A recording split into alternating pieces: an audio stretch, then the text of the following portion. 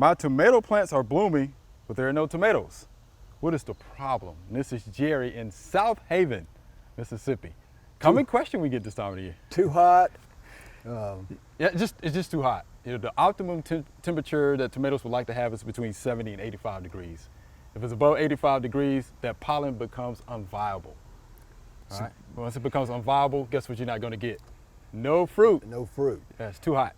And that's why people that have better success get their tomatoes in the ground. If they can set fruit in end of May, 1st of June, then you got tons of tomatoes. Got tons, right. But if you're just sitting there with blooms and it's too hot, and would you cut them off and start over? Some people do. You don't necessarily have to.